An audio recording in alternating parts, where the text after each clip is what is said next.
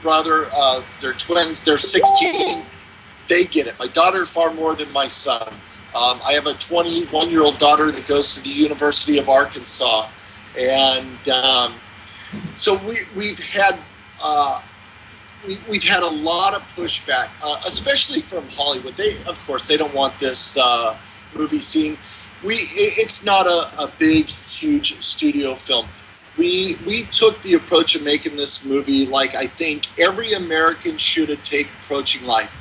Don't, if you've got $1 to spend, don't go spend $2. Well, it was the same thing on this movie. Gary Haven, who is our executive producer and the creator of this whole thing, and who, Jason, I would love for you to speak to, because Gary Haven is a man on fire for the Lord, but he has been exposed firsthand to the demonic elites that are pulling the puppet strings to our government. I'm talking firsthand. Wow, let's set it up.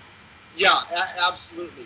Because he will get into a dialogue with you that you and him could very much be in sync. Where Jason, I'm new to this. I'm new to this whole thing about. Even though I knew it, I was one of those people that go, yeah, boy, the government's bad. Boy, I don't like the liberal government. Well, guess what? Now you know what I know? I don't like the government. I don't like the conservative government, nor do I like the liberal government. Yeah, it all seems to be two sides of the same coin. It is. And I'm one of these, conservatives and GOP, excuse me, all this stuff. And the more I find, the more I learn, the more I go, it's all the same. They're all bought and paid for. So, and it's the lobbyists that are pulling the strings. We do not have a vote. We do not have a vote in this country. We really don't. I've served as election judge before and saw firsthand just how easily it's all manipulated and how the data is just shuffled and not used, and it's astounding.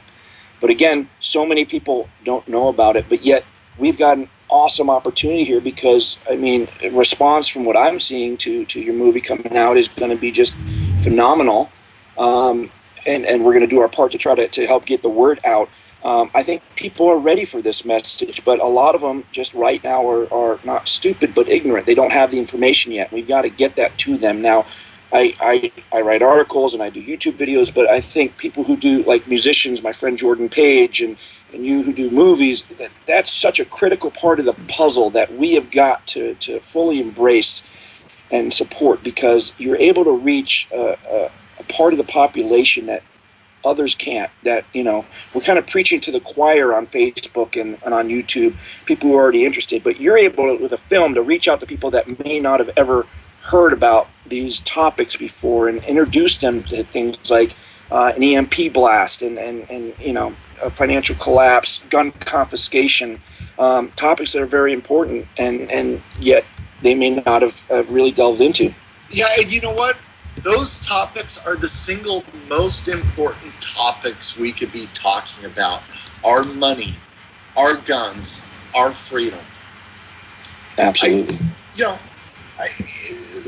And it boggles my mind. I have family members that are so far. Why do people need guns? Let's level the playing field. And I just watched on Oath Keepers about the Black Lives Matter thing, and they're telling white people that we should kill ourselves. Are you kidding me? It's just crazy. I'm not buying into it. It's all a George Soros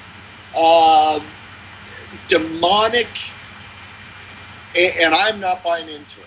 I'm digging my heels in.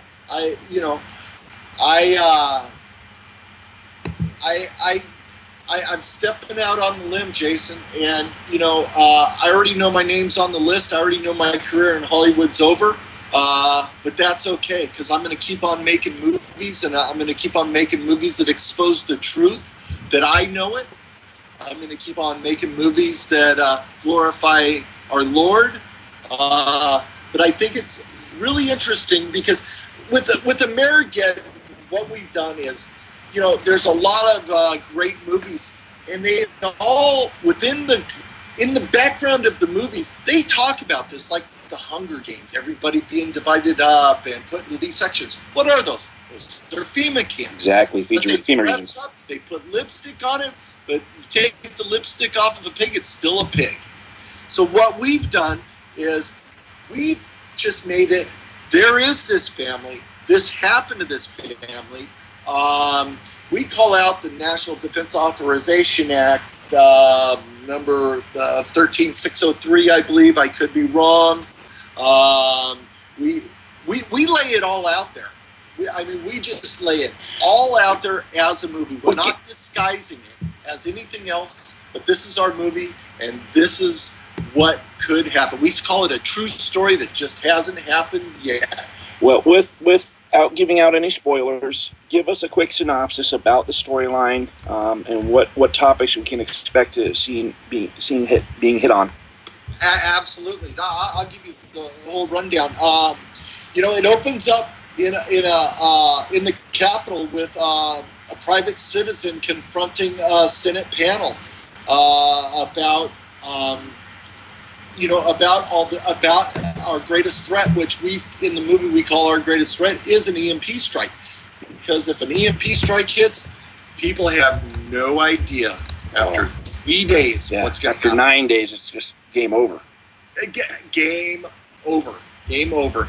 And so which leads into our two heroes of the story. One of them's a lieutenant in the Special Forces who is being trained in urban training.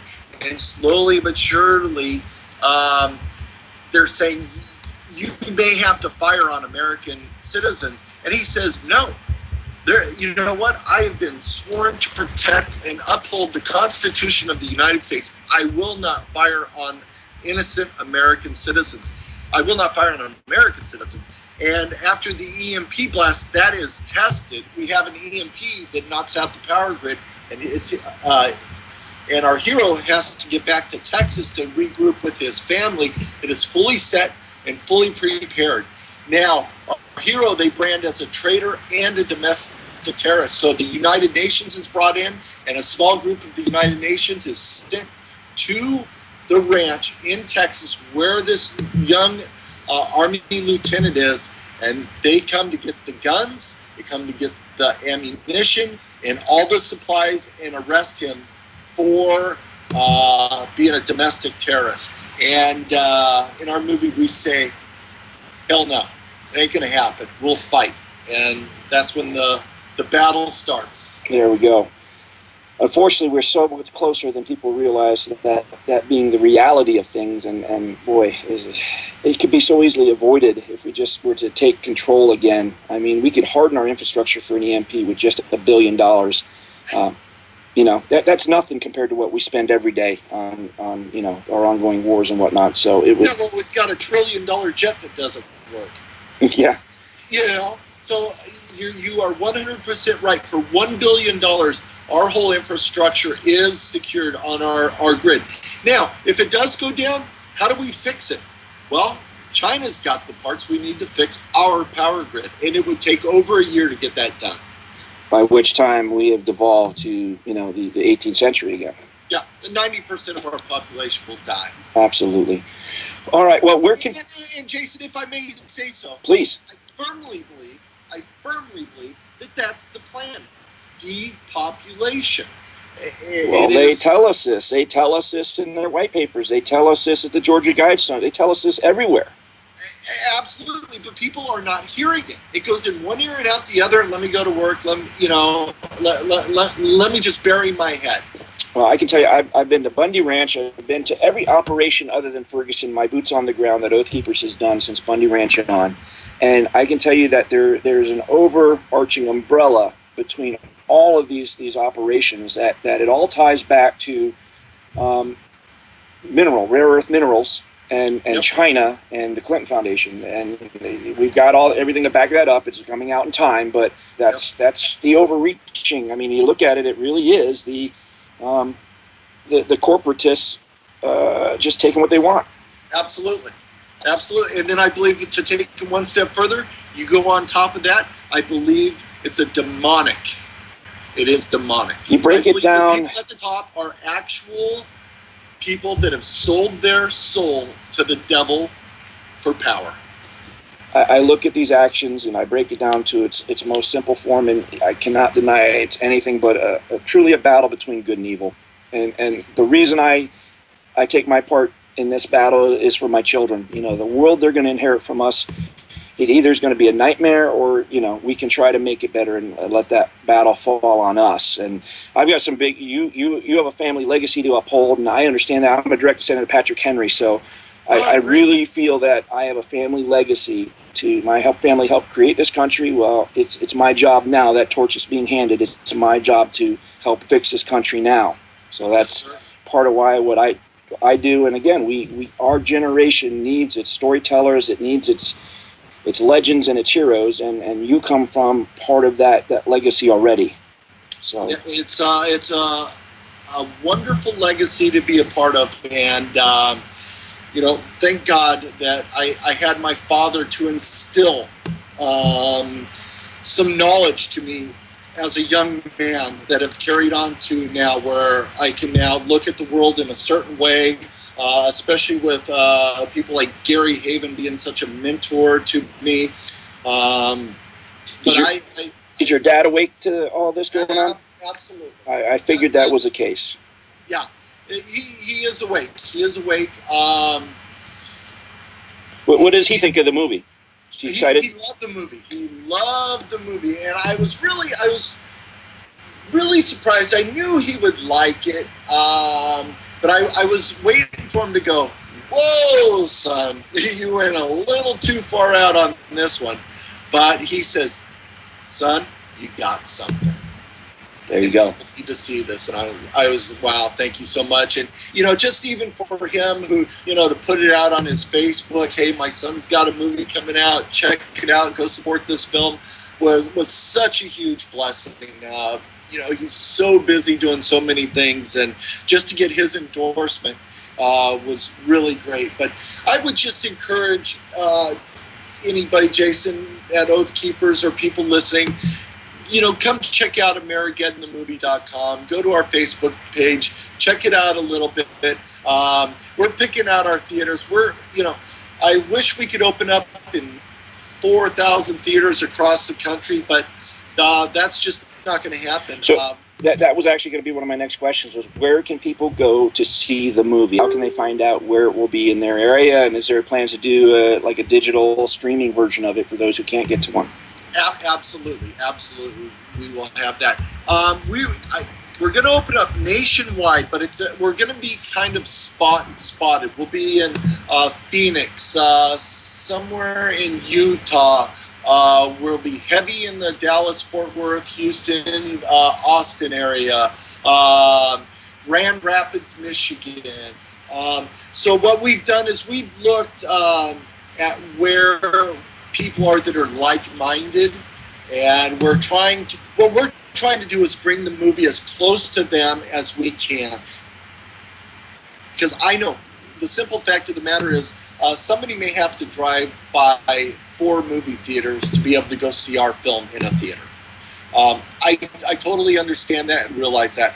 And that's why it's really important that we almost build our own army behind this, of people that go, "I get it."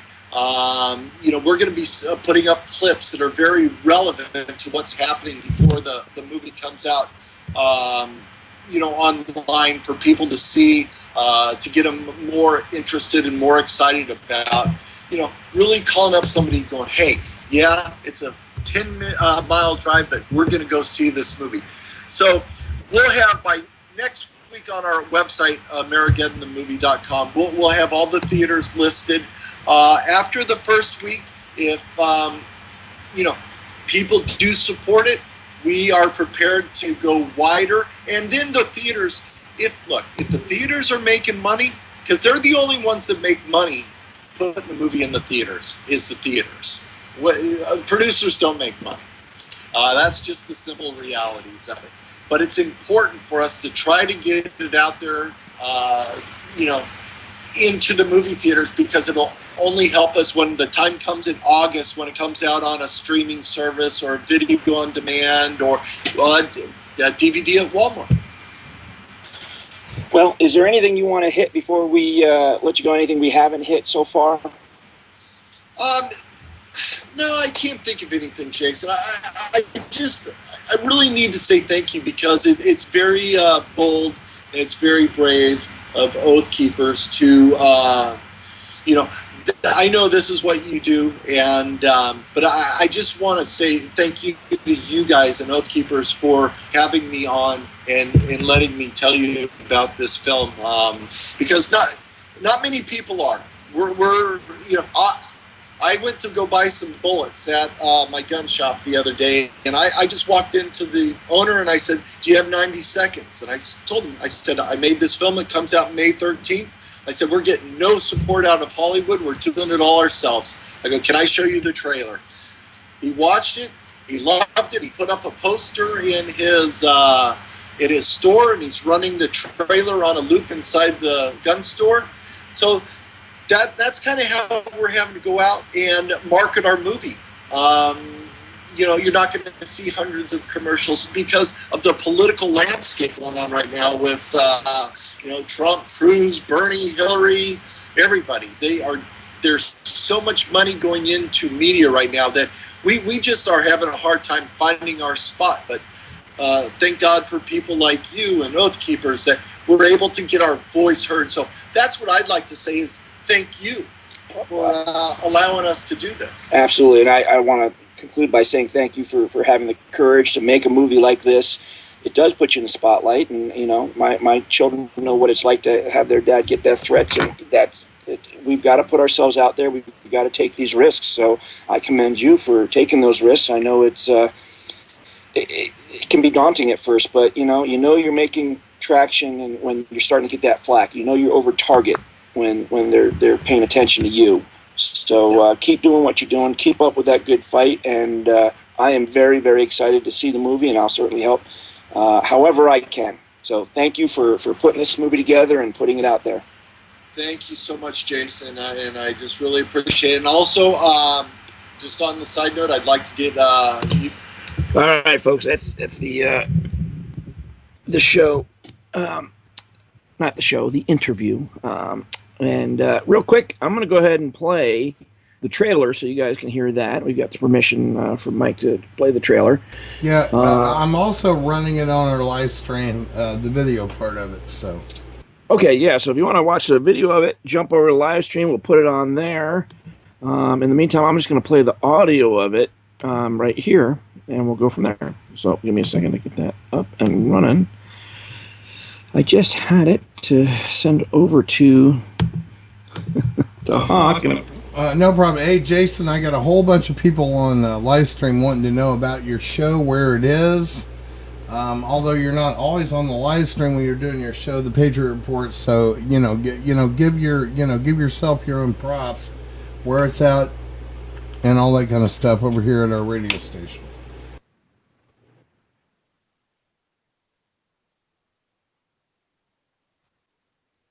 I think I lost him. No, I'm talking in the mute button yet again.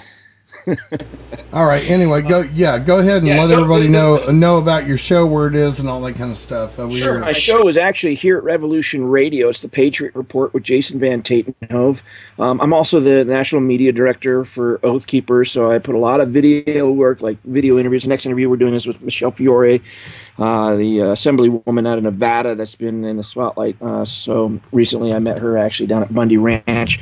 So every Sunday from 4 to 6 p.m. Mountain Time. Now, it's not every Sunday because I do a lot of training. I was out in Idaho. I actually had a little trouble getting back last weekend. We ran into some trouble there. But I travel across the country a lot. So there are times that I don't make the show, and Hawk's very understanding with that. But we do bring in all kinds of great guests, just being who I am and knowing who I know. We're able to do that.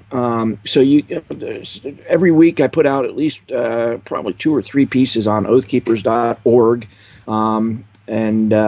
You can just do a search for Jason Vantatenhove. Go to oathkeepers.org, a little search button up at the top, and just put in Jason, and then and all my work will come up there. You can also check out, I've got a YouTube channel just from my old Liberty Brothers radio show, so it's the Liberty Brothers YouTube channel. But just find one of the articles on Oath Keepers, follow the YouTube link, and it'll bring you right to it. Find that channel. So, but this is it. This is my home here with Revolution Radio. I started broadcasting with them, and I've been here ever since. So I think it's been going on 2 or 3 years now. It's a while. So that's that. Actually, we're at 5 now. We're at the 5th year. Well, that's for the station, but I've only been with you. Well, I started with Radio Mike and the Odyssey show too. So that was. Yeah, it was right around the time Bundy Ranch was going on. It was like 6 months before then. I started with you guys producing and guest hosting. So, all right, here is the. We're gonna get the trailer going here, and if you want to also just check out the previous shows that I've got up, you can go to the Patriot .report instead of .com. It's they now have a listing for .report, so it's the Patriot .report. Put that into your browser; it'll pull it up, and you can listen to a lot of the show's audio streams and a lot of the interviews I do for Oath Keepers. I put it up there as well, so it's something you can check out and follow as well, get updates. So here is the Amerigeddon trailer, and then we're going to go straight into the video with Michelle Fiori that's going viral this week, and it's had just many thousands of hits. I think there's been like a dozen news articles written about the interview. From different. I didn't think it was going to hit like it has, but it's got people kind of wound up. So I'm going to talk about that as well. So there's a lot of people that are scared. So and I'm going to get hawk this Fiori link while we're playing this. So here's the audio for the Amerigeddon trailer. The reason I'm here today is to encourage the U.S. Congress to take action to protect our country from its most imminent threat. Electricity would cease. The internet would go down, and the banking system. The smokescreen of national security used by government at every level. A strong America is the only thing standing in the way. The country only needs a little chaos. We have a fog that has descended on our entire nation. Hello, Mr. President. Now is the time. The average American family only has 3 days of food. We need to talk face to face. This is important. So what's the mission? Disarm the population and restore order. Do you have any weapons inside your home or on your person? You had to give the president power to arrest any American by simply accusing them of terrorism. The vanity of nationalism will quickly fade. These are but the birth pangs of a new world order. I'm just so afraid of the world that you're going to have to grow up in. This is a time, man, woman, young, or old, when folks run and hide, or they pull up their bootstraps and they fight.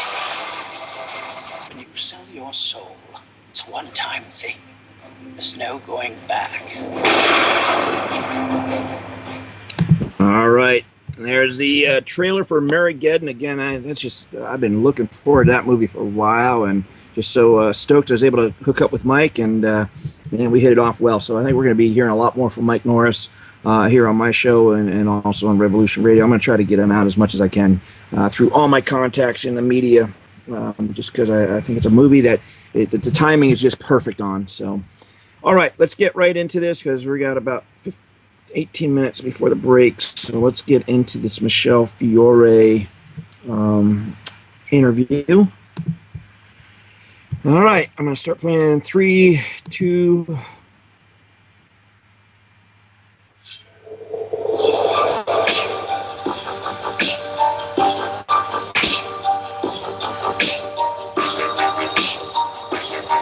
Folks, this is Jason Vantatenhove with Oath Keepers Media here with Michelle Fiori, who is part of the CALS organization, one of the representatives there in Las Vegas, outside of Las Vegas, Nevada. And thank you for joining us here on Oath Keepers Media. We got some really important stuff to talk about today. We've had a lot of things happening, and you've just been right there in the middle of the mix. First off, I want to start by saying thank you for doing everything you're doing. I honestly believe we've saved lives in what we've done with getting people out of the refuge and with the part that CALS has played in that. And just there has been a silver lining to all of this, and that's that. So I truly believe lives are saved. So thanks for all you're doing. I definitely appreciate it. I know other people do as well.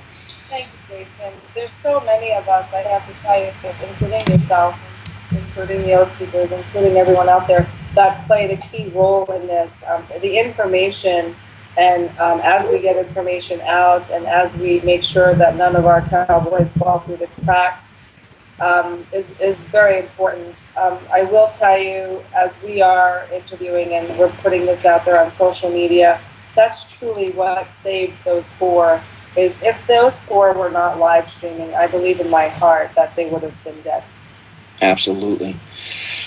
Well, let's move on to our first topic, and that is we finally have some good news coming out of this situation with the attorneys. We now have some pretty high name attorneys coming in. Tell us a little bit about the background story there, how we got connected with these guys, and what they're going to be doing to help our guys out. So a couple of weeks ago, because it takes a lot of coordinating, especially to get signatures from people that are detained behind bars. So a couple of weeks ago, I got a phone call from the president of one of our unions here that is a national organization. And I thought to myself, I wonder what this is about, you know? And so I met with him, and I'm very grateful that they are looking to step up to help our political captives, because they truly understand that they protest. And I understand when union teams protest, I mean, they'll stop traffic. They'll, it's kind of like a tough protest. So when they saw our cowboys camping in the middle of nowhere, not, arguing or yelling at people, and all of a sudden 40 of our cowboys are in jail, they said, we better step this up, because obviously the federal government is looking to shut down our First Amendment right, which is freedom of speech. And there is a disparaging disadvantage there. There is a ton of civil rights that have been violated with all of the cowboys being detained. And the unions, the labor unions, are stepping up. So our first meeting was basically, I'm toured with now going and getting all of our cowboys that are rounded up, signing a specific interest card for the organization.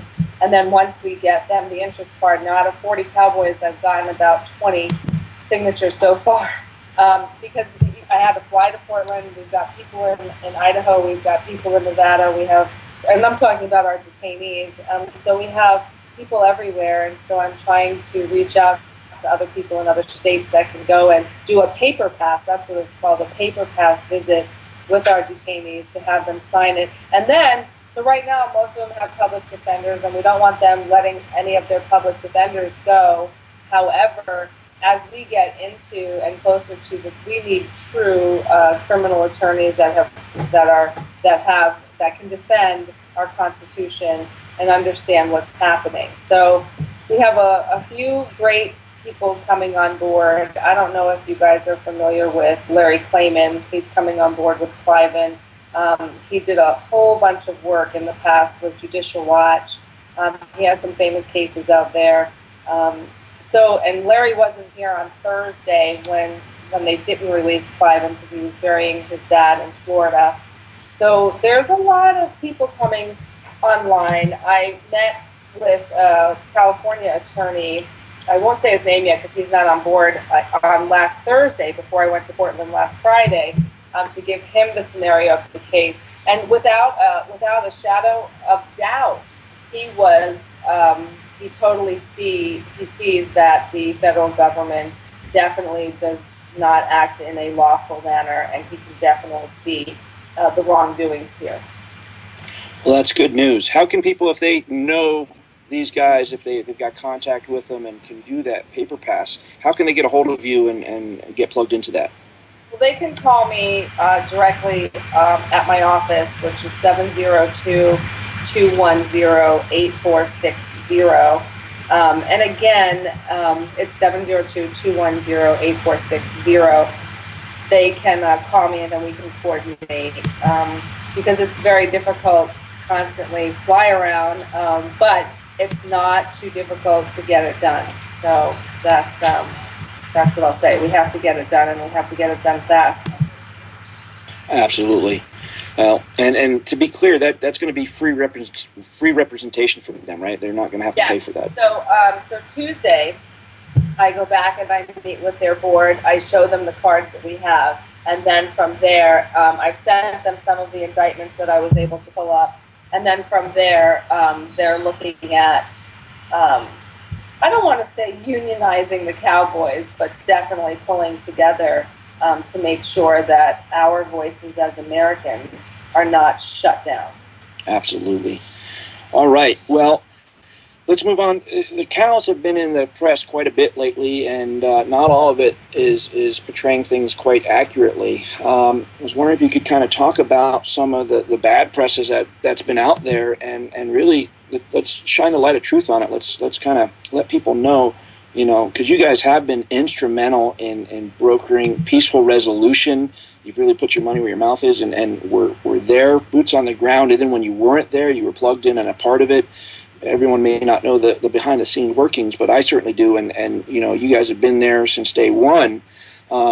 Let's talk a little bit about this demonization that's been happening. Of course, here at Oath Keepers, we're very used to that happening. We know that it's because you're doing some good work is really why they're targeting you. So tell us a little bit about that.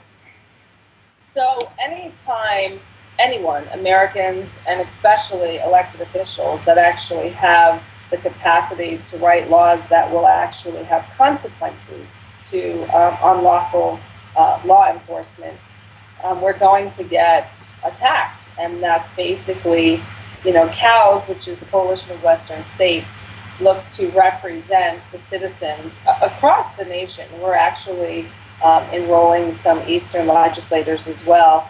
And we basically fight tyranny. And that's when you have to, that's when, the rubber meets the road, shall we say, is because they don't want any of us pushing back. And there's not enough elected officials that will turn around and say, enough is enough. Because most of the time, people worry about their next election and not our next generation. That's our biggest problem with some of these electeds. And that's what I'm going to say to your group, to everyone that watches this, is you really have to get in touch with your representatives, from your sheriff to your state reps to your federal reps, and see if they will stand for you, or if they're just an elected official just to rub elbows and be in the elected official club, because those are the folks you want to work hard, you want to get your boots on the ground, and you want to get them out of office. Okay, well, we last but not least, we're getting news of a new round of indictments coming down over this weekend, and I'm going to work hard to get this out tonight so that we have this information getting out there over the weekend when it's happening. Tell us a little bit about this new round of indictments that you found out about, how you found out about it, and who it's going to include possibly. Well, basically, they're looking at anyone that was in Bunkerville in 2014 with a firearm. So the Nevada prosecutor that was in Oregon last week told Oregon attorney that today, Friday, they would be Friday, March 18th, through the upcoming Tuesday, they will be doing another mass, using that term mass, M-A-S-S, amount of arrests with anyone that was in Bunkerville with a firearm in 2014.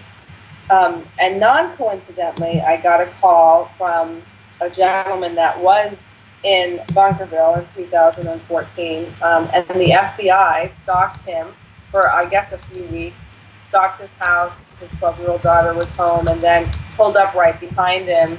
And he was polite, and he invited them in. He was cautious, but I advise everyone that's listening to this, if the FBI or the police want to question you, absolutely not without your attorney.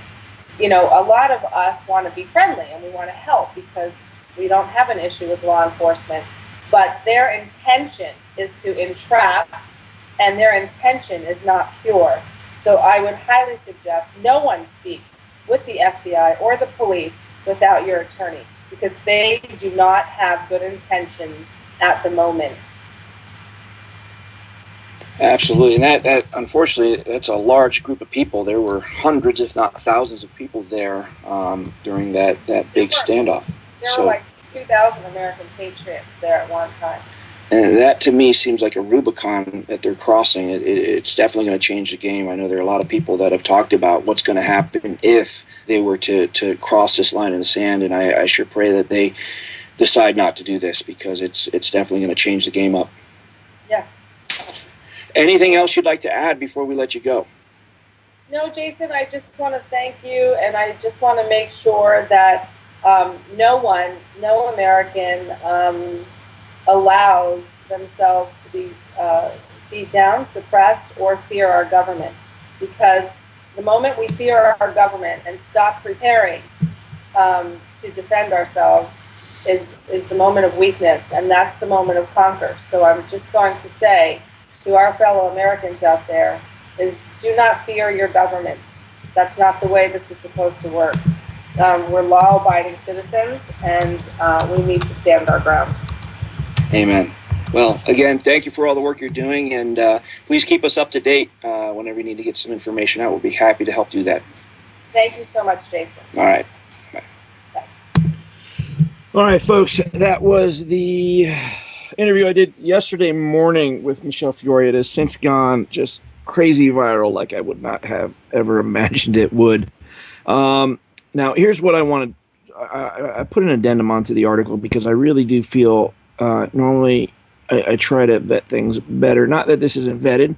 It is, but at this point, it's just information. It's not intelligence. There's a difference. And I'm beginning to learn that difference, and definitely, being a member of Oath Keepers on a national level here, we have to be very careful because, when we say something, it like I said, there have been literally since yesterday morning, like a dozen articles written just about that interview from different outlets all across the board. Now, I wrote a little addendum to it, and I want to read it here because I think it's important to get out there. That it really, I'm just going to go ahead and read it. So I'd like to add some of my thoughts to this article. There has been we're going to wait till after the break here, folks. We'll come back and I'll hit that. And then we got Joel Robertson joining us next hour as well. So hold on. We'll be back on the other side of the hour here on Revolution Radio. This is Jason Vantatenhove with the Patriot Report.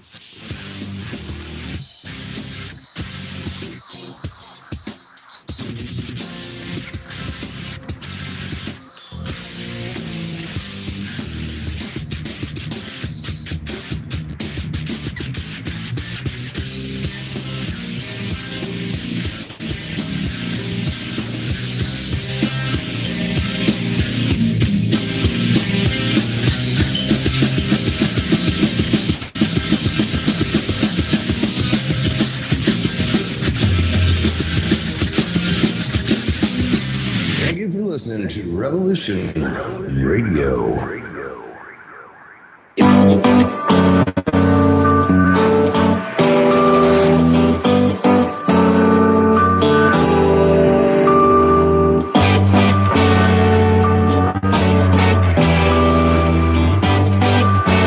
Anarcho-syndicalist commune. We take it in turns to act as a sort of executive officer for the week. Yeah. But all the decisions of that officer have to be ratified at a special bi-weekly meeting. Yes, I see. By a simple majority in the case of purely internal affairs. Be quiet. But by a 2/3 majority in the case of more... Be quiet. I order you to be quiet. Look, you stupid bastard, you've got no arms left. Yes, I have. Look. It's just a flesh wound. I don't believe I've seen such a display of courage, skill, nerve, grace, and stupidity. I'll do you for that. Oh, what? Come here. What are you going to do, bleed on me? I'm invincible. You're a loony. The Black Knight always triumphs. Roundtable Live, Monday through Friday, 1 a.m. till 4 a.m. Eastern Time. Bring your mind, bring your ideas, bring your voice. King Arthur had nothing on us here at Revolution Radio, freedomslips.com.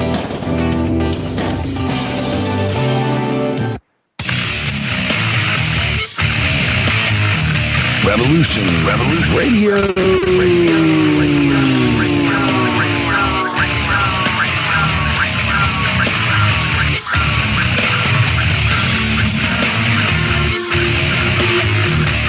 You don't see it, do you? How close we are to absolute chaos? The sick ones are sitting on their fat asses, eating and drink themselves into a stupor, polluting the world without a second thought while it goes down the toilet. Nobody wants to do the nasty work. You know, the shit that we all just think about. Most good citizens are just along for the ride and then bitch and moan and complain about everything when it doesn't work out. Not me. Get it done. Revolution Radio, where we do the nasty work. www.freedomslips.com.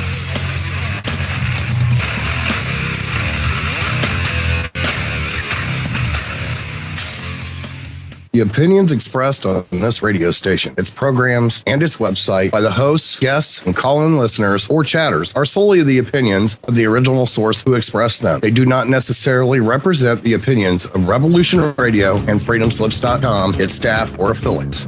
You're listening to Revolution Radio, freedomslips.com, 100% listener-supported radio, and now we return you to your host.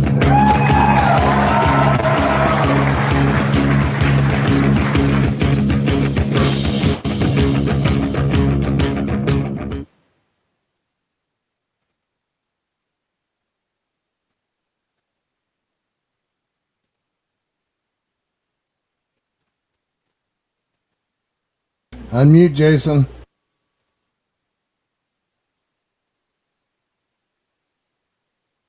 Where did Jason go? Unmute, Jason. I don't know where he went. But this is the Patriot Report with Jason Vantatenhove. And I'm just going to wait for him to get back. Maybe he had to go take a leak or something and just ain't quite back. Let's kind of wait it out and see when he gets here. I guess I could tell a joke. I don't know. I don't have any jokes right off the top of my head. Other than, don't spoil your children. Keep them in airtight containers so the leftovers don't go bad. Jason. Yo, where you at? Sorry about that. All right, there he is. Okay, go. All right, folks, we are back, and of course, I want to take this opportunity to encourage everybody to do their part to help support Revolution Radio. We are the world's largest listener-supported radio network out on the internet, and it takes some doing to do that. Hawk does a great job with that, but it takes you guys to vote with your dollar, and I know everyone's tight these days, but if you love what you get here, and you really get a YouTube channel, you're getting 2 studios, pretty much 24/7, from everything from Agenda 21 to Aliens. So do your part and go to freedomslips.com, click on that donate button, and help out. Also want to give a shout out to my friends over at Katie Armor. Brian Moore is just an incredible Patriot, the owner over there. When I was heading out to Oregon to the refuge, he actually met me at about 11:30 at night on the side of the highway in the middle of Idaho, just to make sure that I had armor going out there, because he knew it was going to be a tricky situation and that anything could happen. So if you really want to support those companies that help support the Liberty Patriot communities, they are one of them. And they also have some of the cheapest, most affordable. It's not cheap. It's really good, high-quality products is what I run as far as my plate carrier, chest rig, everything I have that I got from Katie for the most part. So check them out, Katie Armor, CATI, as in come and take it armor.com.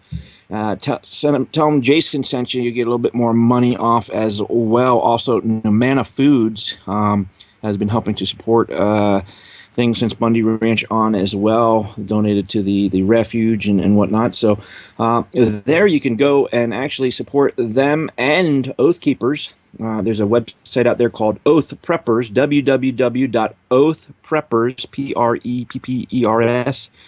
PREPPERS.com. Go there and you get some of the best prices out there.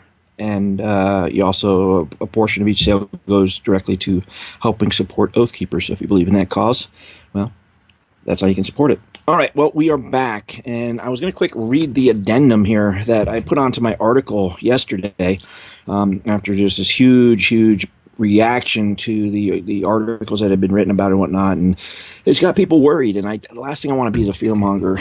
So I thought it was important to put this addendum out, and I want to read it here as well. I'd like to add some of my thoughts to this article. There has been a huge reaction of fellow patriots who are worried about being indicted and arrested. Please know that so far there have been no substantiated arrests this weekend to indicate that they are moving forward in this manner. Now, if you hear of any, please email me immediately with the details at jason@oathkeepers.org, or you can post them to the comments of the story at the Oath Keepers website.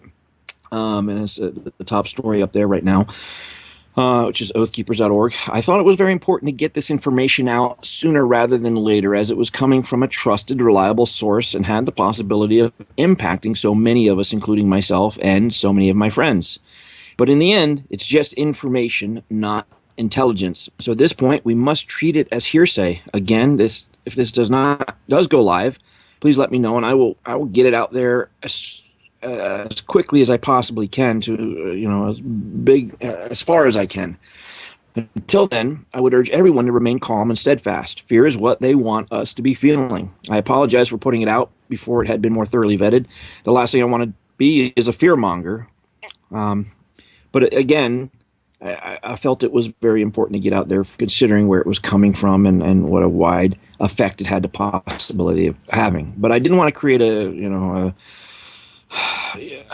big wave of fear going out there either. And so far, in Sunday now at 5:05 p.m. Mountain Time, there have been indictments handed down for Jake Ryan, who is a 19-year-old kid, young adult.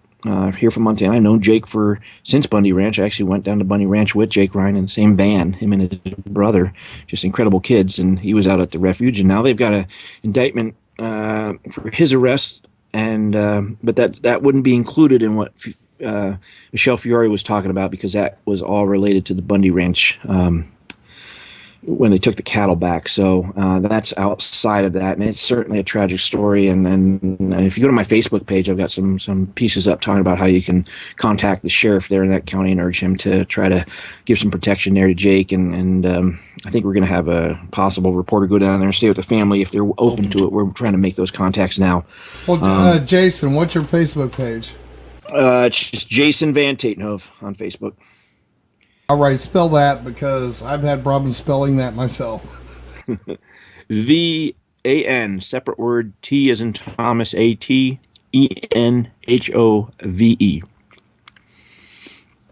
Is how you would spell that. So next up, we're going to go ahead and bring on... Now, you guys probably have not heard of this guy yet, but he's going to be one of the top stories, I think, this year. He is... a miner. He's a firefighter. He's a veteran, a combat vet. He served his country very honorably. And he's also now being persecuted as a felon by the state of Montana. This is a guy that has been a voluntary assistant fire chief in his area. He helps put out wildfires. The only criminal record he has is these fabricated charges that they put on him. We'll get into later, but he's got 3 ponds on his property that he pulled all the permits for, and they're trying to say that dredge material. Now, this is coming from the EPA and the Forest Service, saying that dredge material had gotten into the waterway. Well, I can tell you, I've been out to his property, I've filmed it, I've been on location, boots on the ground, and he is at least a mile from any waterway. The only time water came close to getting into that waterway from his ponds was when the agents themselves actually went and set up a drainage using his own hoses and whatnot, and they caught him doing it, and they've got him in court admitting to it. So when he hung up a jury, a federal grand jury, I can go ahead and put video on here, Hawk. Do you want me to launch it? Yeah, please. It just gives me some movement, because if I don't... Sure. Yeah, I've been running some video, but we got this. All right, go ahead. All right. So, again, Joel, there's no water running down from his place. This is the EPA that's been doing this. These are the same people that turned that river in Colorado day-glow orange. And no one has been held accountable for any of that. And yet they're going to take our veterans, they're going to take our miners, our firefighters, our people who are integral parts of our community, and they're going to put these bogus charges on them that they're felons. And again, he's already hung one jury, and they put him through 2 psych evals. They didn't like that, so they put him on 2 psych evals, which he passed with flying colors. And now they're trying to charge him again. So just all kinds of crazy stuff. So we're going to get Joel on the line and have him tell his story here in hour 2. So let me see if I can get him on here. He knows that I'll be calling here any minute.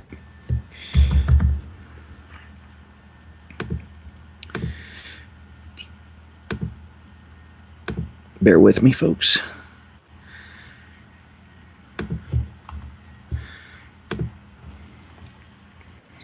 All right, it's ringing. We probably won't hear it ring much, but there we go.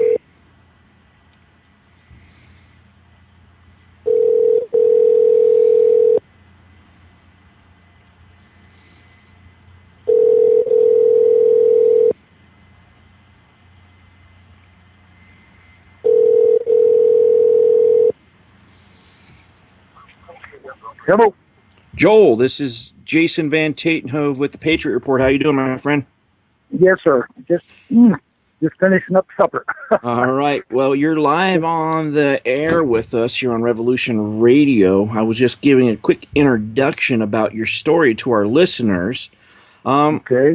Why don't you, in your own words, give us a quick introduction about yourself, your history. You know, you've served our country, you've served your community there. Give us a little introduction about yourself, and then we're going to get into this just incredible story about how they're trying to bring felony charges against you. So, put in prison. Yep. Well, I'm a 77-year-old disabled veteran. I served 7 years in the Navy, 2 tours, and then I got out and went to work for the mining industry. Worked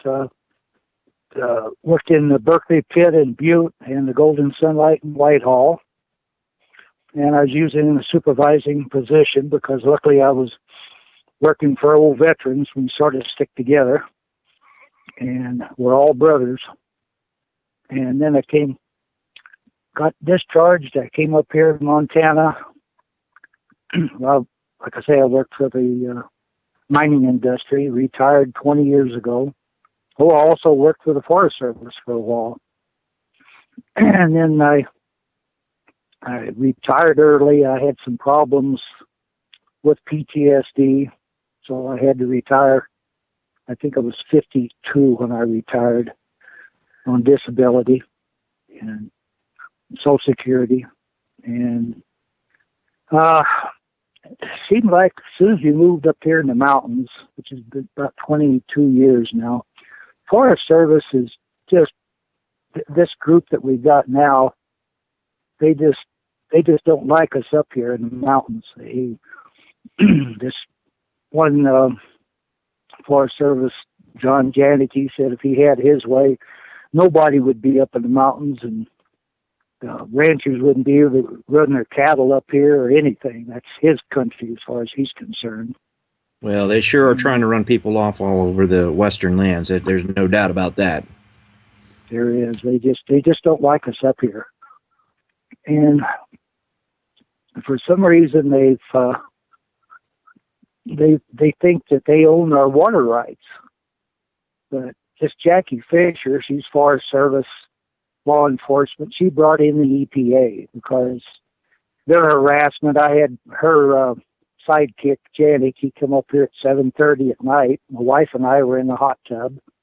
He parked his vehicle down below. And of course, we got locked gates. We got a couple 100 acres up here.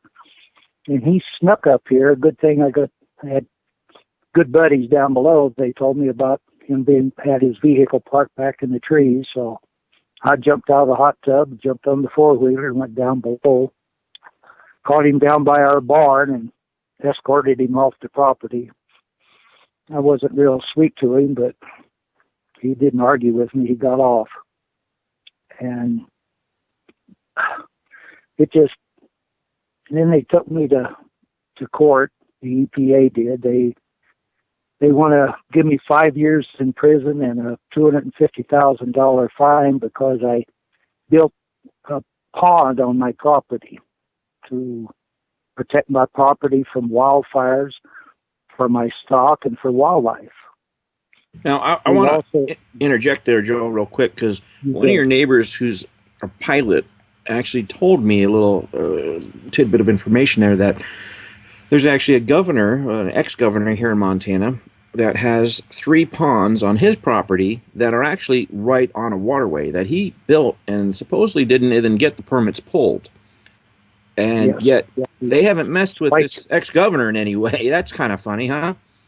Yeah, he's a Governor Schweitzer, and he's pretty tough on. He's like the judge that we're giving all this stuff to. You know, he's really a tree hugger. He don't want anybody in the mountains either. And well, Clinton was the one that put him into a federal judge. So you know about Clinton and his roadless areas. He don't want anybody up here either. But anyhow, luckily I had several veterans and a couple of people that real Montana people, but that first trial ended in a hung jury. And 1 week after the hung jury,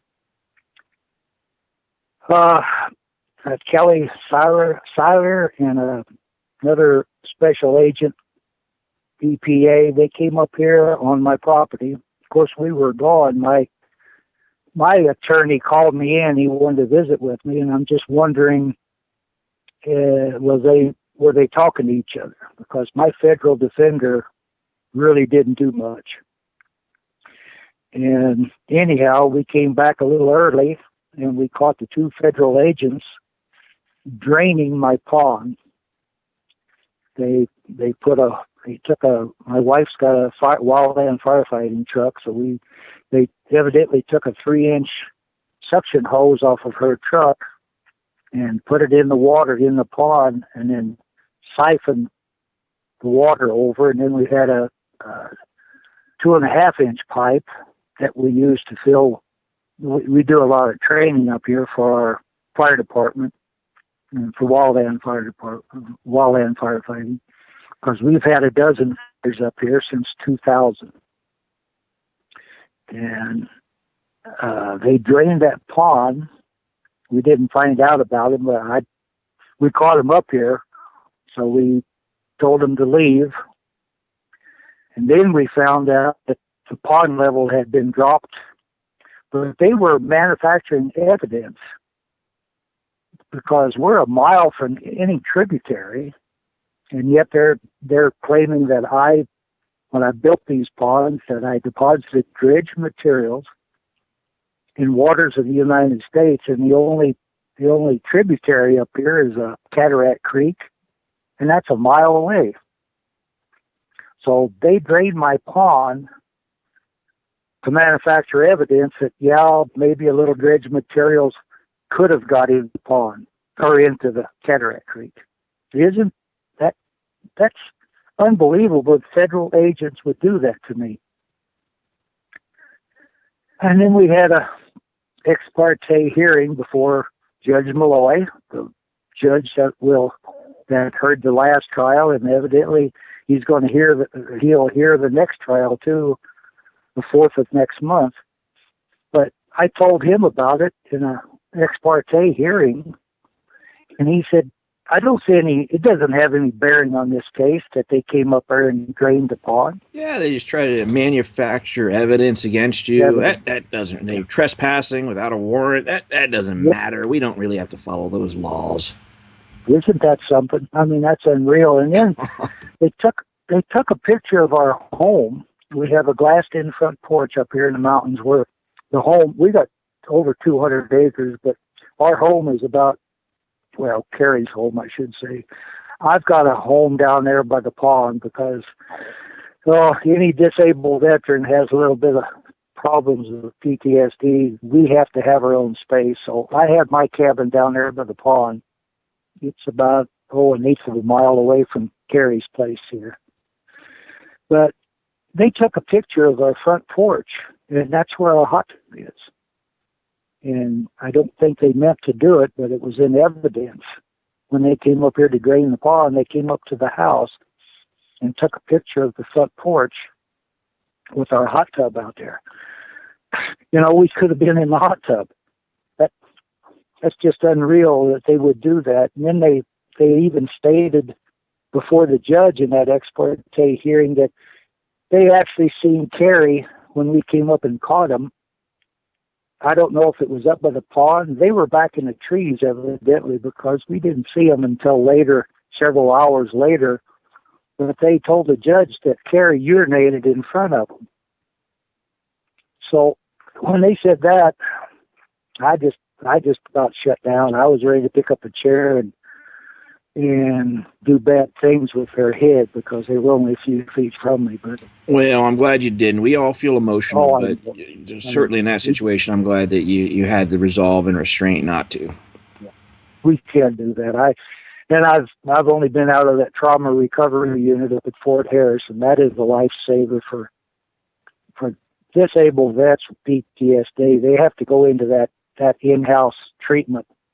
I've got to get that out there for the brothers too, that they got to get in there, bite the bullet, get in there, talk about their problems, and go through that treatment unit that most of our veterans hospitals, they have.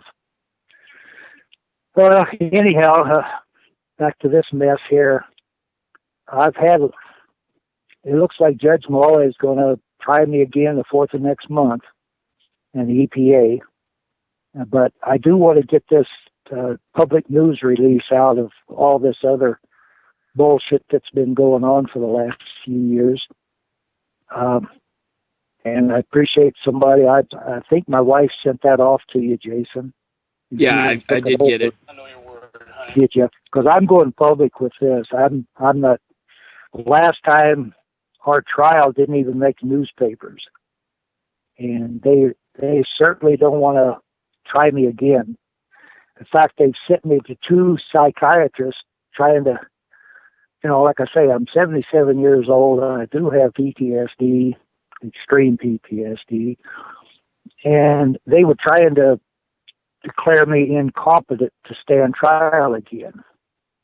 But that didn't work out too good because it was fun sitting there playing with her little Rubik's Cube bullshit and the other little test and to remember what our conversation at the first of the, hour and a half sessions, I could remember everything they told me to remember. And so that didn't work out too good. So now they're going to have to try me again. Like I told my public defender, my federal public defender, it's going to be a lot different this time. Well, we're going to try to get a whole lot of more eyes on this, and I know I'm working some deals to try to get the New York Times writing about this as well. I hope. Well, I was kind of, why don't Montana State can take care of this stuff, Jason? I mean, I've got a 310 permit from Montana Fish, Wildlife, and Parks for the pond, and I also got water permit for my groundwater ponds from DNRC. I didn't. They said I had to have a 404 permit, federal, but then I got a 404 permit, and it has nothing to do with stock ponds. Well, Joel, I can tell you from personal experience that they try to run you in circles using shade of law. We've seen this at the White Hope mine. We've seen it at the Sugar Pine mine. And they just hope that they got some person that isn't going to fight back, that isn't going to question their authority, their so-called authority there, and take advantage of it because they're looking for, and I guarantee you the reason, the background reason is there is something of value on your property, whether that's minerals or whatever that may be, probably some sort of rare earth mineral or whatnot. I guarantee if you dig a little deeper, you're going to find that that's the reason they really want to get you off the property. Yeah, they just don't like people up in the mountains like this because, look, I don't know if I should bring it up, but look at Ruby Ridge. No, they don't. And that's what I'm worried about now. You know, when are they going to come up and you know, only thing I got is the undersheriff at the county. He's a pretty good old boy now. Well, you know, I think at this point, I don't trust the rest of them. Yeah, I think at this point in Montana, I think they're going to be wary to have any sort of armed confrontation anytime soon, just because there's been such a huge spotlight. We've seen with the killing of Lavoie, you know, the lying come out and being documented by their own people now that the SRT team lied about the shots fired and everything else. I think the tide may be turning that there's such a big spotlight that they're going to be very hesitant to do this. Or who knows, maybe they're going to ramp it up too, but I'm sure there's going to be plenty of people willing to stand up and help you out if that's the case. Yeah.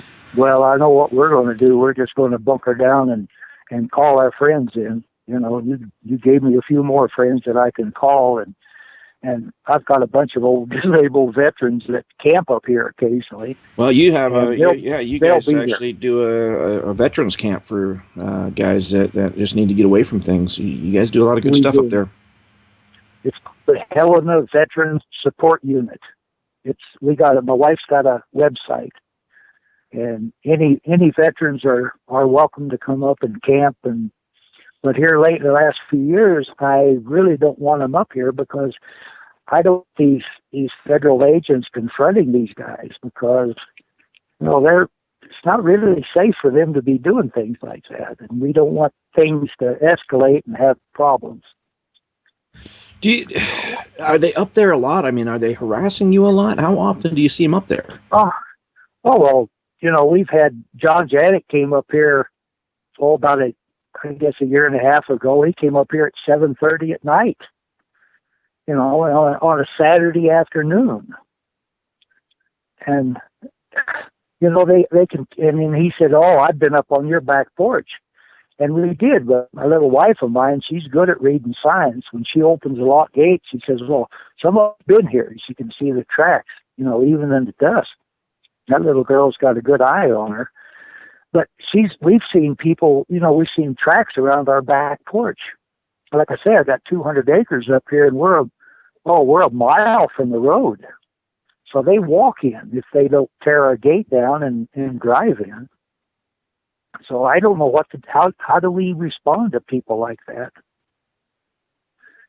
I'm just at a loss to, you know, and we got a lot of good people in the Forest Service, but boy, we've got some assholes that if you confront them, and we've turned just Jackie Fisher and this John Janik, we filed complaints to their supervisors here in Montana and also back in Washington, D.C. several years ago, and we continue to do it every time they come up. So they do have a vendetta against us. Well, yeah, and they don't want people fighting back. They don't want to crush that precedence. They do. They want slaves. That's all they want. Well, and somebody, we got to bow down to them. That's what they want. So much of this really ties back to Agenda 21 and the getting the people off the land. That's all part of this UN initiative. And, you know, they've monetized our debt to China. Where's that getting paid from? You know, I think we're seeing it. And we're seeing this. Unfortunately, the harsh reality is that they are just land grab after land grab. We're seeing it coming from the administration and the powers that be in Washington, D.C., whether it's in Texas. I mean, all across the western states, it's happening. It's happening just at exploding rates. And it's a double-edged sword.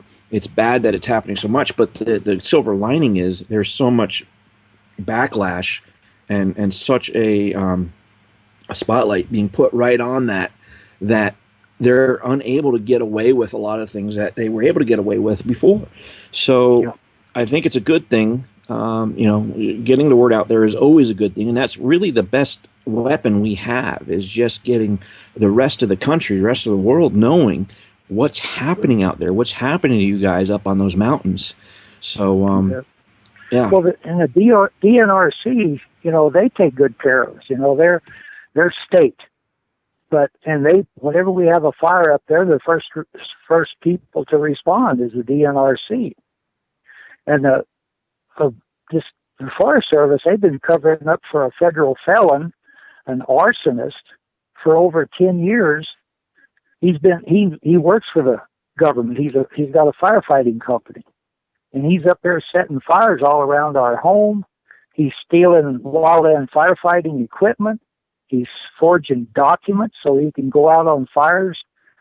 And the Forest Service has had this evidence, and they ignore it because evidently they like lots of forest fires. So, to spend our taxpayer dollars. Well, you actually were telling me, you related a story to me not long ago about you guys were actually trying to save some, because part of what you do, your wife, you have a contract for wildfire fighting, and you guys were actually saving some buildings, and they didn't like that. They didn't like you actually helping out your fellow citizens up there in the mountains of Montana here. Nope. And tell us about that a little bit. That Essex fire, yeah. Yeah, we were assigned to structure protection. After all the fires up around our place up there, that wife says, well, I'm going to get a fire truck. So she bought a water tender. At least we don't have to go out there, and dig fire line. And I'm too old for that stuff. And she's too small. But anyhow, we got a water tender. And she has made pretty good money the last few years on that. But we were assigned structure protection. So that was our job, to prep the area, get all the flammables away from the structures.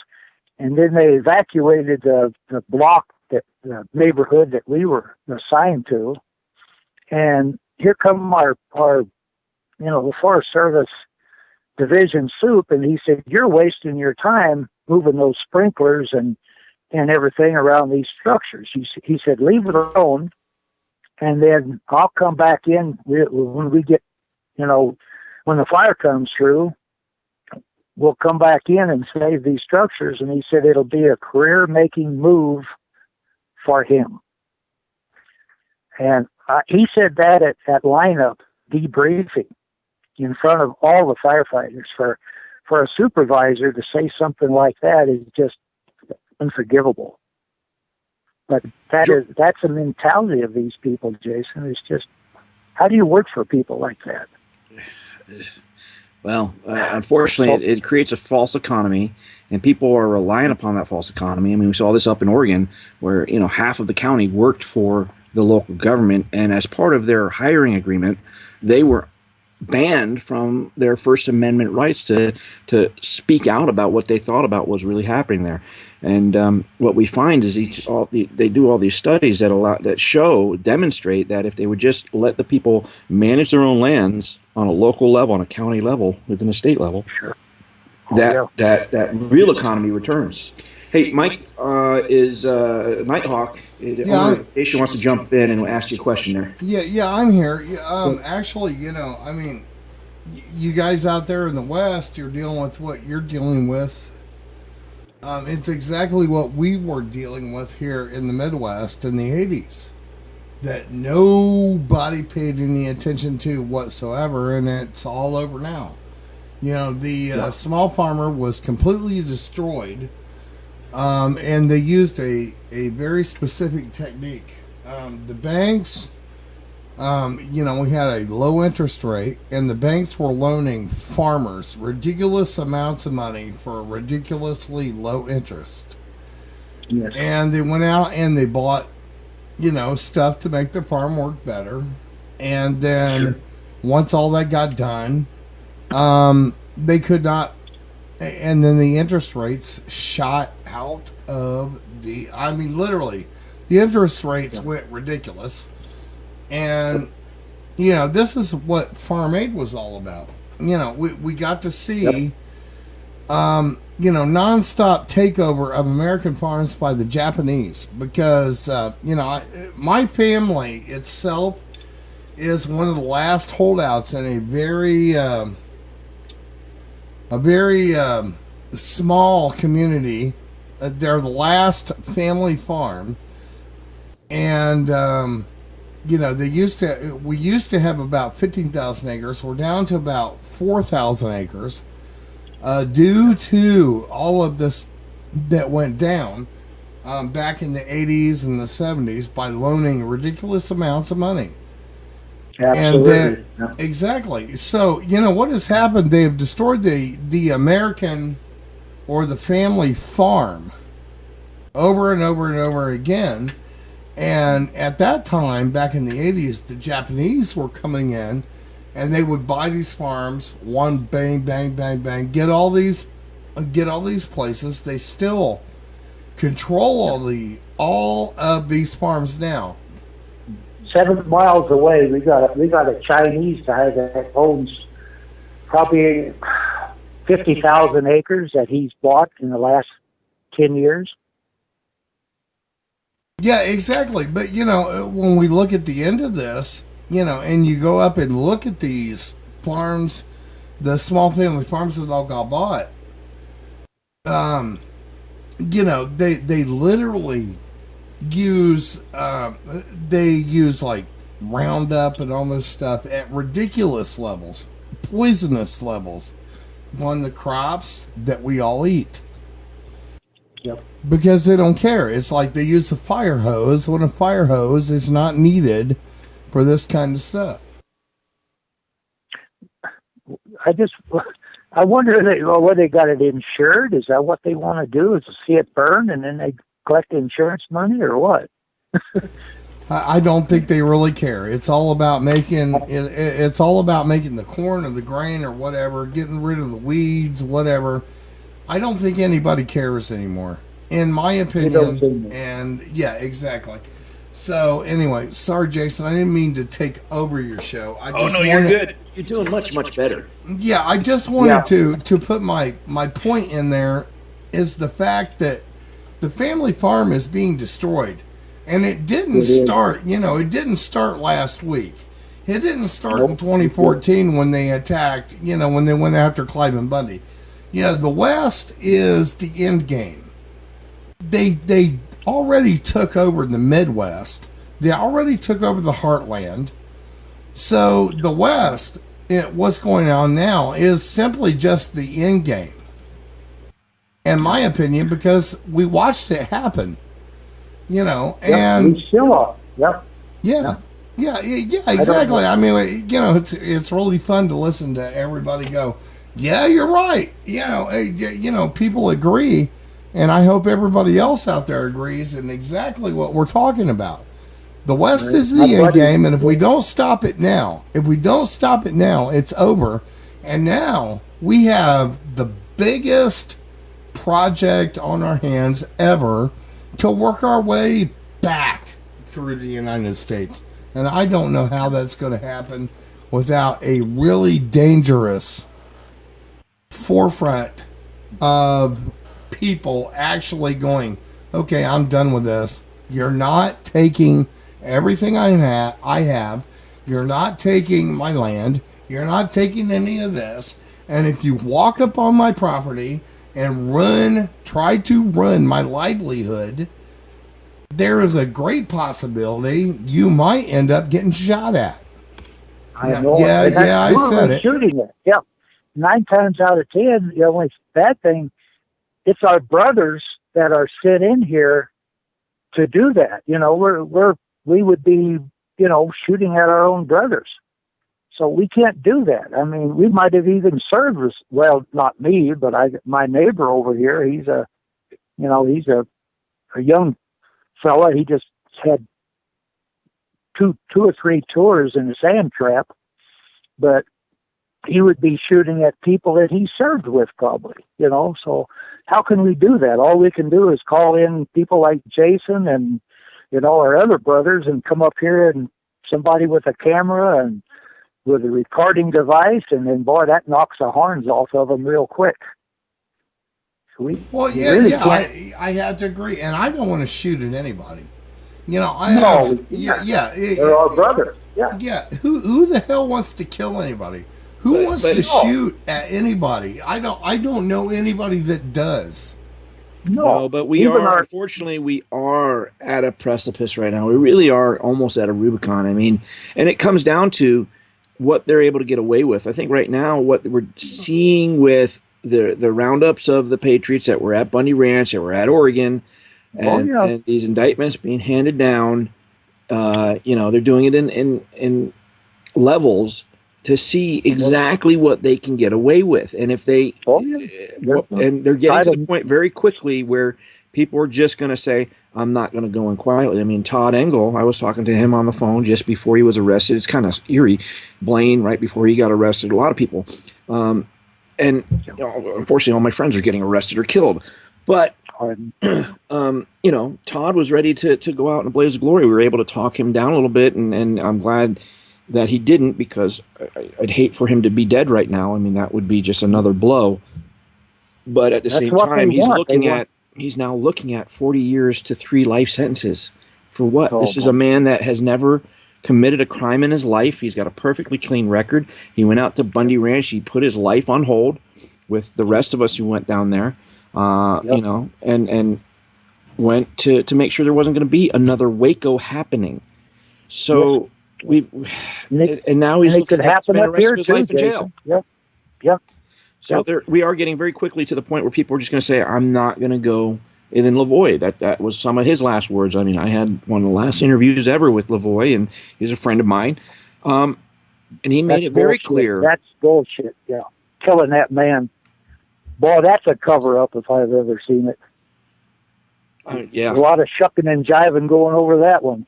Well, I'll let you guys, I'll let the listeners in on some inside information. All I'll say is this, is keep your eye on this investigation into the bullet casings, because there's a lot more there. There's more that's going to come out in time. That's all I'm going to say right now.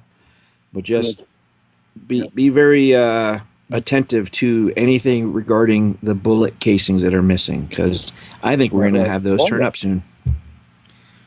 Oh, yeah. Well, you know where I live, Jason, and if I holler, I want you boys to come up. That's the only thing that's going to save us. And then if you need us, that little wife of mine, she's ready to go. She's got her bag packed, and we'll go to anywhere you need us. Joel, you've been trying to get plugged into every operation, and we need you to just fight that battle in court right now, and man, the time will come. I appreciate you wanting to help out, and everybody does, and that's great. America needs the help. Jason. Yeah, America needs the help. That's all we got, isn't it, brother? Is each other. That's all we got. It really is. So, what's coming up next, Joel? What are you looking at? When's your next court dates? Do you have a legal defense fund set up where people can donate? Is there a way they can give you support? I don't know. I still got the federal defender, but like I told him, old Denny, he works for Senator Daines, and he said, he says, you got to get another attorney. And I am looking for an attorney. I'd like to get a hold of somebody that would, actually represent me. But this federal defender is a federal defender. He works for the feds. So it's pretty obvious that he's not helping me out. His name is Michael Donahoe, and he's been backpedaling ever since he's looking at another trial. He don't want to see them retry me either, because they damn sure going to lose again, because I'm going public with this bullshit. Last one, they didn't even put it in the paper that this old 77-year-old disabled veteran was being sued by the government, put in prison for 5 years. They didn't advertise it anywhere, but this time it's going to be in the papers. And if you know anybody out there, Jason, to help me with this article, I'd sure appreciate it, because I'm not very good at writing. This wife of mine types of what I write, and she puts her 2 cents in worth. But and one more thing that like I said, the Forest Service law enforcement, they ignored this federal felon setting fires around our home and forging wildland firefighting certificates for years, because he was out there setting fires. Evidently, that's what they want. And then here just, I think about 16, 18 months ago, the people up there at DNRC, at state, this same federal felon with forged documents, and he terminated his contract. Now, you have a whole bunch of information documenting what you're saying there. You gave me a packet when we first met together in person that documents everything you're saying here. So folks know there is a document trail that I may then scan and put up with the video when I put this out this week. You bet. Oh, yeah. But that wife of mine, she watches me pretty close. She says, boy, let's check and make sure documents, and we do. And also we turned it into Attorney General, Federal Attorney General, and also the State Attorney General. They have all this stuff too. And all we have to do is fill out a Freedom of Information, and we can get these documents. And we're not the only one that's documented the Forest Service screw up here. I mean, it's dozens of people, not too many as hard hit as my wife and I, but they get scared off after a while. They get a few threats, and the government's got a way to, come after you and say, hey, you better shut up or you'll lose your contract, or we'll come up and start checking on you, and we might get you for, waters, dredge materials and waters of the United States. Just get online and look up the EPA, what they did in the river down there in Colorado. They polluted the waters in the Animas River all the way down to Mexico. But I guess that's okay. We were talking about that earlier. That's totally okay for them to turn that day glow orange. Not a single agent got in trouble. Nothing. Oh no. So nothing. And the guys come up here and drain my pond. They could have broke my dam and flooded the whole canyon down there. Well, so I guess that would have been my fault too. They used your own equipment off your fire truck. They used your hose off your wildfire fighting rig and created a drain. They did, and they used the drain. We have a pipe in the dam, but it's just for filling fire trucks. If they don't have a pump, a way to fill, we could do that. Well, they left that in there. So when we found that hours later, it was still draining. And then they stole the wife's hose, that suction hose. They stole it because we still haven't been able to find it. She's still a little upset about that. Evidently, they might have threw it in the pond because we can't find it. Yeah, well, again, that lawlessness. It's a culture of lawlessness. We've talked with Joseph Rice, who is the Josephine County coordinator for Oath Keepers up in Grants Pass, Oregon, and he was the one who headed up the sugar pine mine operation there, and really he did a big, huge piece on just the lawless culture that is endemic. It is just it is what is propagated out in the BLM. And if you look at my Facebook postings from this week, I've got actually some pictures out of one of their law enforcement manuals that they actually found and took pictures of while they were at the refuge. Someone had sent them to me, and it's all about skirting the law. That some of the best work you're going to get from your agents, your law enforcement agents for the BLM, are in the gray areas, and you got to support them. And basically how to break and skirt the law. It's crazy. Just go. They think they're above the law. They can just do anything they want. We're not going to put up with it, are we? Wow, Hawk, those are some amazing goggles there. Sorry, Hawk, crazy guy. You can't see it; he's on video. All right. Well, Joel, we're going to continue. I'm going to get some videos up about you this week with Oath Keepers down at the website. We're going to do what we can. Here's what I'd like you to do, and I really want to hook up with Denny. We talked about Denny. He's with the Veterans Administration of Montana, right? Working with the Veterans Liaison for the governor. Yes, for Senator Daines.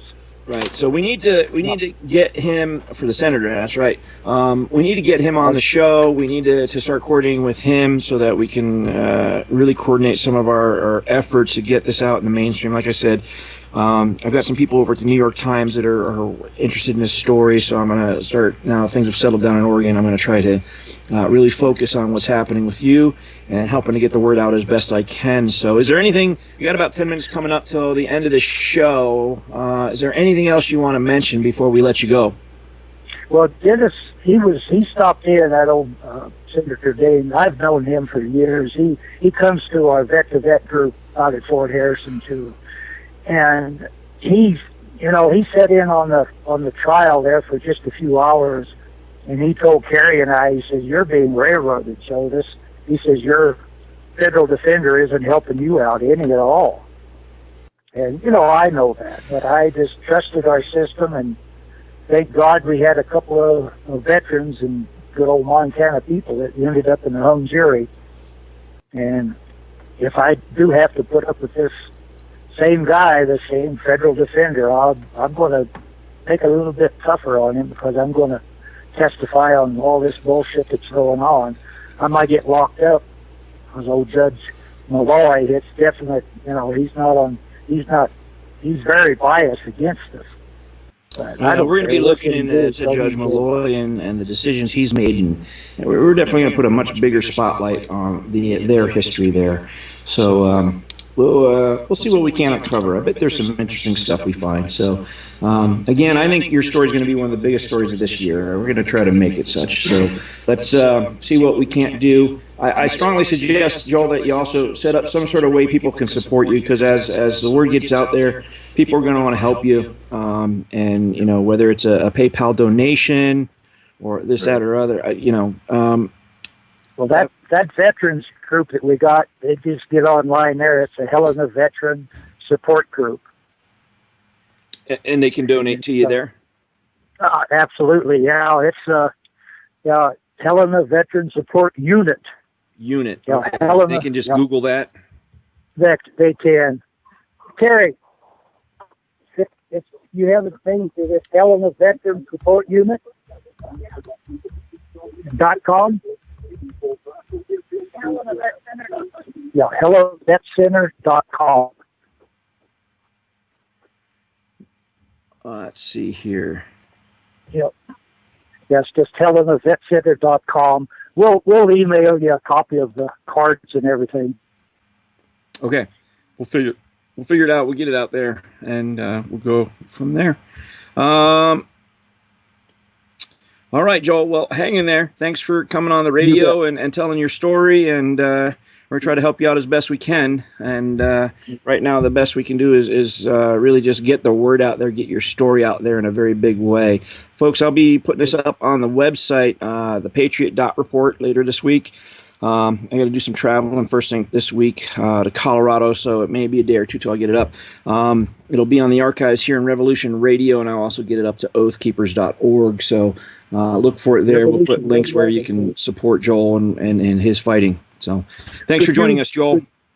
Thank you very much, Jason. Thank you, brother. Thank you guys for being here for us. Absolutely. We're gonna do the best we can. Hawk, did you want to ask any questions before we let Joe go? Well, you know, it's not a question. It's just quite honestly a statement. You know, we have looked at absolutely everybody in this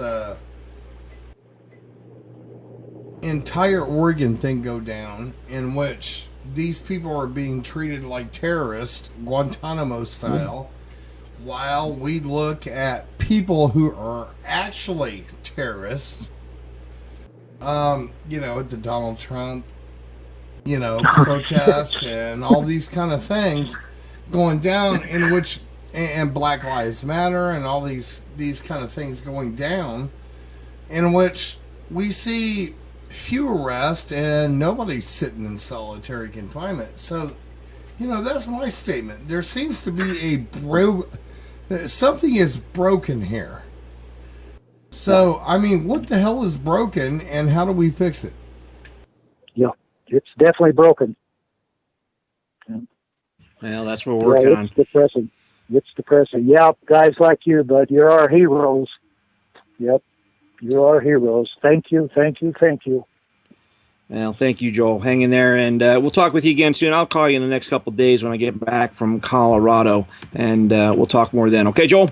Okay, Jason, thank you. Would you send that stuff to Carrie's website there, if you would, so we can make sure our buddies all can find it online? Yeah, I'm going to put it up.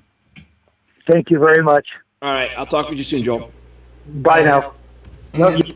And Jason, anytime Joel wants to come online with us over here on the live stream, just tell him to get in contact with me. I'll put him up. Sure. I'll go ahead and get his contact information over to you so that you can contact him directly. He's not very tech savvy, but he's definitely got a good story. So. Yeah, definitely. I have another one coming up. I'm going to pass to you tomorrow morning. It's actually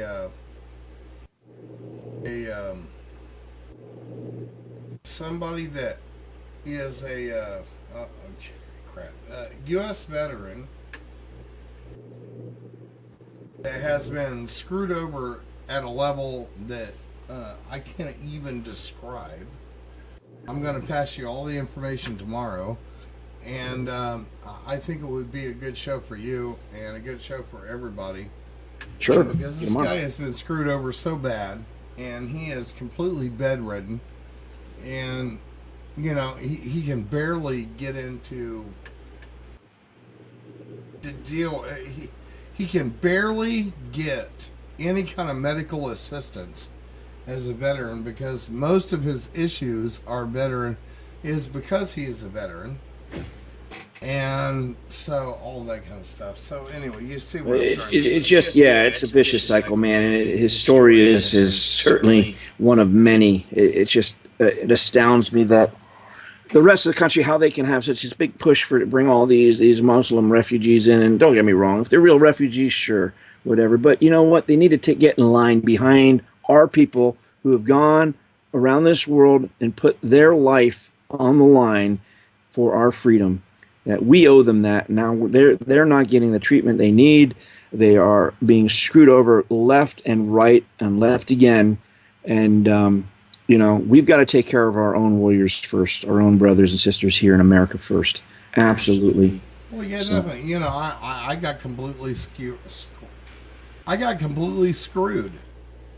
I am a veteran, but because I was ejected from the military, because I talked to a third block nation when I was in the military, back when the Cold War was still going on a ham radio in my day. I spent the last 3 months of my military career passing out basketballs, and then I was out. And, it's just, I am completely ineligible for any kind of military, even though I did my time. Well, your story, again, is not alone, and we got to try to change that. All right, folks, that's the end of the show. The music's starting to play. I'm Jason Vantatenhove. You're listening to the Patriot Report. Thank you for sharing your Sunday evening with us, bringing us into your home. Every week we're going to try to bring you more of what's happening in the Patriot world, what's happening across our country. Big project coming up, hopefully be released later, probably next week. But got Frank Castle from Heist Click, Jordan Page, musician.